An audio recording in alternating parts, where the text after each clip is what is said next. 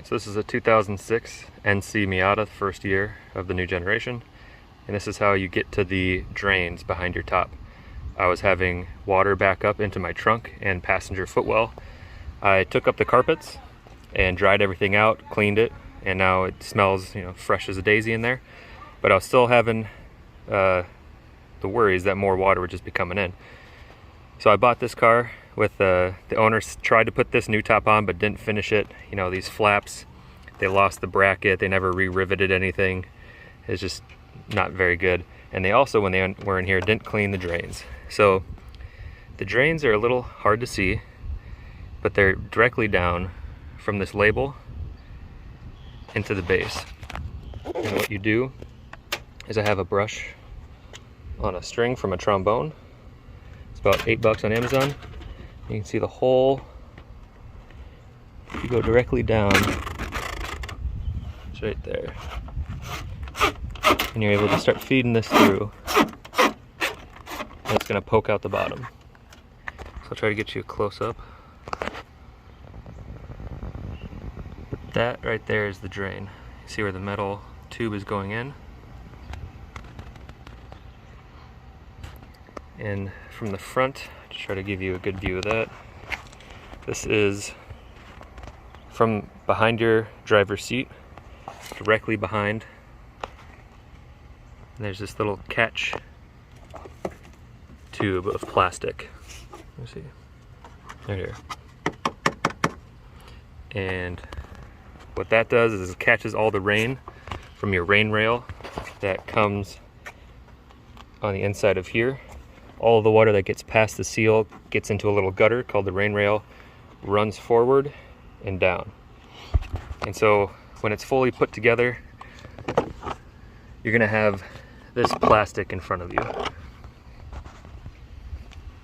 So it sits like this down there. I removed everything because I'm trying to fix the top that wasn't installed correctly, and I thought I'd clear the drains, and they were both 100% blocked.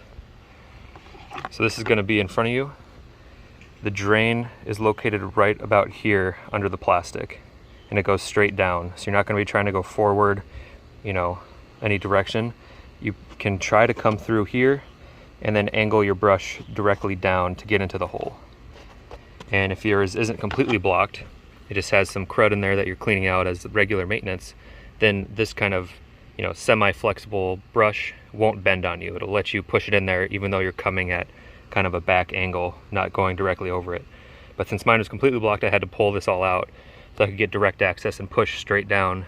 And I actually picked at it with a screwdriver and vacuumed it a few times just to be able to allow the brush to start going down the hole because it was so full. And so these are all the plastic pieces I took out. It's really not that hard. I can make a video on when I'm putting it back together to show you, but everything's just held in with pop plastic rivets and everything just slides out real nice. I didn't break a thing, and this is a 15-year-old, almost 20-year-old car at this point. So where this goes is as you're pushing this down, it pops out the bottom of the car. And as you can see, there it is. And so that's some of the crap I've been getting out. And this is probably the third round of me pushing and vacuuming up. I mean, it was just completely blocked. So any rain that was getting caught by the rain rail and that was all functioning correctly was just pooling up. And then it would eventually spill out into the trunk and into the passenger footwell. So that pops out of a little hole. I don't know if I'll be able to get you a good shot. But there's a little plastic spot that this pops out of, and there is a plastic one-way valve that only lets you push out. So from top to bottom. If you're trying to go from bottom to top, the flap is going to block you. So after you get all that, you can come through here, you pull all the way through, and the brush sweeps out the tube, and see, it's just knocking more and more crap out. So I'm going to probably do this 300 times and then start blasting water through it with my garden hose. But yeah. Just thought I would give you a video to show that, as it's a little hard to understand when everything's in there. There's a few write-ups on forums that are nice and helpful to kind of give you a rough estimate, but on the passenger side it's the same thing. So down there between the bars, there's the catch plastic tubing. It's right here. The drain's in there. I haven't fully cleared this one out, and this one is also just completely sealed. So you can start, you know, digging your finger into the hole and just start pulling out, you know, this mulchy, you know, you can start to see it there, but get you something. But this is what's in there. It's just happens over time. It's just how it is. You have dirt on your top and it washes in, and you need to do this as a consistent maintenance. You don't have to pull everything apart. You can get to it with that little access hole, but once it's completely blocked, you gotta pull everything out so you can get access with a vacuum and a screwdriver to kind of pull that main plug out to allow you to start pushing the brush through. So that's all the pieces, and I was able to get everything apart just with this plastic spoon. You know, you just come up to all the little pieces and you just pry, pops right off. So didn't break any tabs. It's pretty easy. So this side I haven't cleared out all the way. Give you a little demonstration. So you slide it in, find the hole. Sorry. Slide it in, find the hole. Start to go until you feel resistance. Give your brush a little spin. And then pull out. There you go. So you can kind of see what is in there. It's kind of this compacted dirt mulch. So it's, you don't want to push hard once you feel resistance. You don't want to compact it and give yourself a real hard plug. So once you feel the resistance, just spin this a little bit, it'll grab some, pull it out. Do that 2 or 3 times, and then stick your vacuum into that little slot, because there'll be dirt starting to get pulled out that falls off your brush. You can kind of see it's just kind of starting to accumulate spilled dirt in the channel there.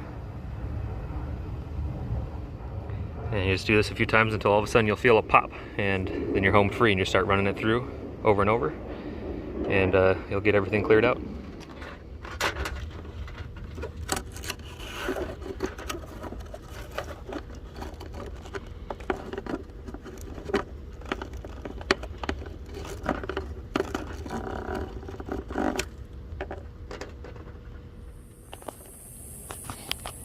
Alright, so on the passenger side, I just got it to pop. Now the brush is coming through. This one, however, it doesn't just come out and poke into the open.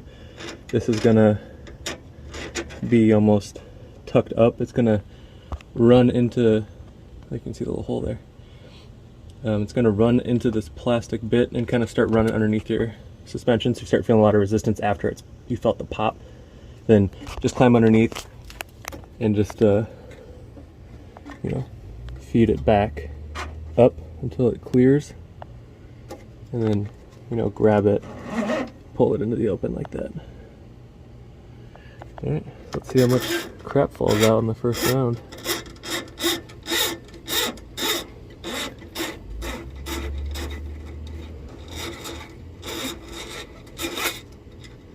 Oh yeah. So we'll do this a few times, and this is after probably 10 rounds of just poking, turning, and pulling it back out and vacuuming. So there's a lot of mulch that was stuck in there. It makes sense why I wasn't draining. Alright, you should have all the info you need. Once it's all clear, I'm actually going to put some water through it. I think I said that already. And that'll allow me to make sure I got good drains. There you go. The aftermath of what causes so many problems. You see all the little piles on both sides. That's from the driver's side, and that's after vacuuming out quite a lot from the top. This is everything that just pushed out the bottom once you feel that pop sensation. And as a final little to do, if you'd like, if I can get the camera on it, just go ahead and stick your finger into that white grommet area and kind of pull out what's sitting at the bottom, because the brush might not grab it all. Stuff that could block that little rubber flap that blocks the drain hole. Go ahead and peel that out. Your fingers will get nice and dirty, just like mine. Grabbing all the gunk out, but it'll be worth it. So a pretty small issue if you keep up on your maintenance. If you neglect it and let these get fully blocked, then you got to do this. So keep up on your maintenance. Run that little trombone brush through. This is like $8 on Amazon. Just type in trombone brush, and you'd save yourself a lot of hassle. Maybe every couple months, run it through. I got my helper here to hold the hose because I slipped and sprayed water all over the inside, and I was trying to do it myself. But I'm running just water into the trough. You can see this is quite a fast stream, and it's got no problem draining it. And if you go underneath, you can see it functioning as it's supposed to. And all the water is running through the car and to the outside instead of filling up your footwells. But I just wanted to show you, this is the rain rail. It was hard to see before.